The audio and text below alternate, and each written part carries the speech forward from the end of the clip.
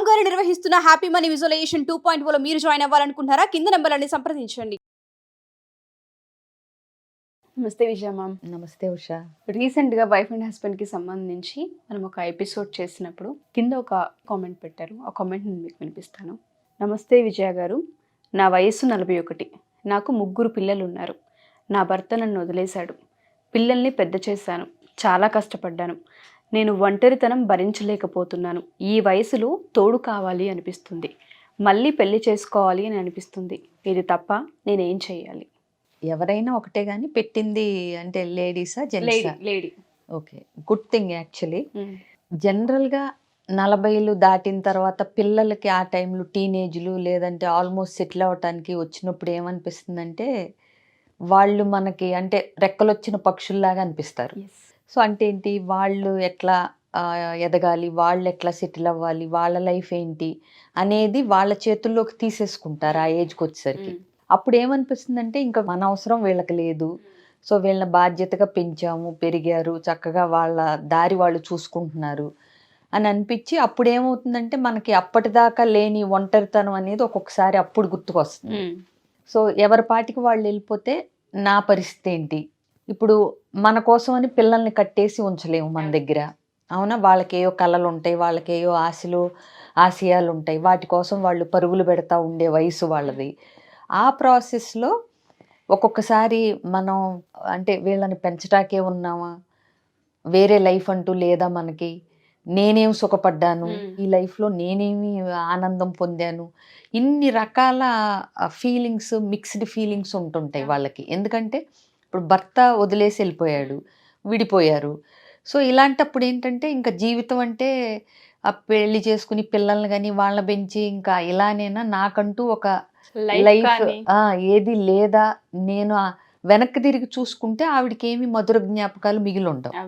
So అందుకని ఏంటంటే ఆవిడ మనసు ఇప్పుడు దాకా వాళ్ళని టేక్ కేర్ చేయటంలో, వాళ్ళని పెంచడంలో, దీనిలో సరిపోయింది. వన్స్ వాళ్ళు ఇండిపెండెంట్గా అయిపోయిన తర్వాత ఈవిడికి ఆ లోన్లీనెస్ అనేది తెలవటం స్టార్ట్ అయ్యి ఉంటుంది. కాబట్టి ఆవిడని అర్థం చేసుకునే వ్యక్తి ఈ వయసులో, అంటే ఇక నుంచి వచ్చే వయసే కానీ పోయే వయసు కాదు కదా. ఇప్పుడు ఆవిడది ఎంత 41 అంటే ఇవాళ రేపు యంగ్ కింద లెక్క, అర్థమైందా? ఎందుకంటే అందరూ 35, 36, 37కి కూడా మ్యారేజ్ చేసుకుంటున్నారు. అసలు అప్పుడే ఫస్ట్ పిల్లల్ని కంటం అనేది 30-40s మధ్యలోనే జరుగుతుంది. యాక్చువల్గా 40 years వచ్చేపటికి చిన్న చిన్న పిల్లలు ఉంటున్నారు ఇప్పుడు, అవునా? సో అలాంటప్పుడు 41 అనేది మళ్ళీ పెళ్ళికి అభ్యంతరం చెప్పాల్సిన ఏజ్ కాదు. అఫ్ కోర్స్ ఏ వయసులో వాళ్ళకి మళ్ళీ పెళ్లి చేసుకోవాలనిపించినా కాదంటానికి ఎవరికీ అధికారం లేదు. ఎందుకంటే అది పర్సనల్ డెసిషన్. ఆవిడికి ఎవరి మీదన్నా అంటే దృష్టి ఉండి కానీ ఇలాంటి వ్యక్తిని చేసుకోవాలనుకున్నా, లేదా అసలు మళ్ళీ పెళ్లి చేసుకోవాలనుకున్నా గిల్టీగా ఫీల్ అవ్వకుండా, అంటే నేను తప్పు చేస్తున్నానేమో అనే భావన లేకుండా చక్కగా అర్థం చేసుకునే వ్యక్తిని చూసి, అంటే తొందరపడకుండా, అదొక్కటి మాత్రమే. ఎగ్జాక్ట్లీ, తొందరపడకుండా అంటే ఈవిడ్ని పెళ్లి చేసుకుంటే పలానా బెనిఫిట్స్ వస్తాయి, మనకి యూస్ఫుల్లే అని లాభసాటిగా కాకుండా అర్థం చేసుకునే వ్యక్తిని చూసి, అంటే తోడు కోసం అట్లాంటి వ్యక్తి తారసపడినప్పుడు తప్పకుండా పెళ్లి చేసుకుని ఆవిడ అంటే జీవితాన్ని ముందుకు తీసుకెళ్ళటంలో ఏమాత్రం తప్పు లేదు. వాళ్ళేమనుకుంటారో వీళ్ళేమనుకుంటారో అని భయపడాల్సిన పని కానీ బాధపడాల్సిన పని కానీ లేదు. ఇంకొకటి, చాలా సందర్భాల్లో ఉషా పిల్లలే ఎంకరేజ్ చేస్తారు కూడా. అలా మనం చాలా మంది చూసాం. మేము వెళ్ళిపోయిన తర్వాత నువ్వు ఒక్కదానివే అయిపోతావమ్మా, నువ్వు మళ్ళీ పెళ్లి చేసుకుంటే బాగుంటుంది అని ఇనిషియేటివ్ తీసుకునే ఎగ్జాంపుల్స్ కూడా చూశాను నేను. సో కాబట్టి మళ్ళీ ఒక కొత్త జీవితాన్ని ఆహ్వానించడంలో కానీ, ఒక కొత్త వ్యక్తిని లైఫ్లోకి ఆహ్వానించడంలో కానీ ఏమాత్రం తప్పు అయితే లేదు. కాకపోతే ఆచితూచి జాగ్రత్తగా కొద్దిగా కేర్ఫుల్గా ఉండండి, అంతే తప్పితే మళ్ళీ పెళ్లి చేసుకోవచ్చా అనే డౌటే రావాల్సిన పని లేదు. మీకు చేసుకుని హాయిగా జీవితాన్ని ఎంజాయ్ చేయాలనిపిస్తే ఆవిడ తప్పకుండా చేసుకోవచ్చు. మన దగ్గర ఏమైపోతుందంటే ఒకసారి పెళ్ళి ఎప్పుడైతే మిస్టేక్స్ జరగడం వలనో, లేదంటే మిస్అండర్స్టాండింగ్స్ రావడం వలనో ఒక లైఫ్ ఎప్పుడైతే పోతూ ఉంటుందో, సెకండ్ లైఫ్ కోసం ఎదురు చూస్తున్న ప్రాసెస్లో తెలియకుండానే అయిన వాళ్ళే రాళ్ళు విసురుతూ ఉంటారు. అటువంటి ప్రాసెస్లోనే చాలామంది ఏం చేయాలో అర్థం కాక చేసుకోవాలా వద్దా అన్న సందిగ్ధంలో పడుతూ ఉంటారు, సమాజం కోసం భయపడుతూ ఉంటుంటారు. కొన్ని సందర్భాల్లో వచ్చిన వ్యక్తి పిల్లల్ని ఎట్లా రిసీవ్ Accept చేస్తారో చేసుకుంటారు చేయరో అన్న భయం. అనే భయాలు కూడా ఉంటాయి. చాలా భయాలు ఉంటాయి. వాటన్నిటికీ సమాధానాలు కొన్నిటికి చెప్పాల్సిన, మనకు మనం చెప్పుకోవాల్సిన అవసరం ఉంది, కొన్నిటికి చెప్పాల్సిన అవసరం లేదు. ఇప్పుడు చుట్టాలు ఏమనుకుంటారు, మనకు సంబంధం లేదు. ఎందుకంటే వాళ్ళు నీ కష్టంలో కానీ సుఖంలో కానీ ఎంతవరకు నీకు అండగా ఉన్నారన్న దాన్ని బట్టి వాళ్ళ అభిప్రాయానికి విలువ ఇవ్వచ్చా ఇవ్వక్కర్లేదా డిసైడ్ చేసుకోవాలి. అలాగే పిల్లల అభిప్రాయం ఏంటి అది కూడా పరిగణలోకి తీసుకోవాలి. ఎందుకంటే ఎవరినైనా వదులుకోగలదు కానీ తల్లి పిల్లల అభిప్రాయాల్ని ఖాతరు చేయకుండా అయితే ముందడుగు వేయలేదు. సో వాళ్ళకి కూడా అంటే ఒకవేళ వాళ్ళు కొంతమంది వ్యతిరేకంగా ఉన్నా ఆశ్చర్యపోక్కర్లేదు. ఇప్పుడు అవసరమా అని అన్నా మనం అంటే అనరు అని కూడా ఖచ్చితంగా చెప్పలేం.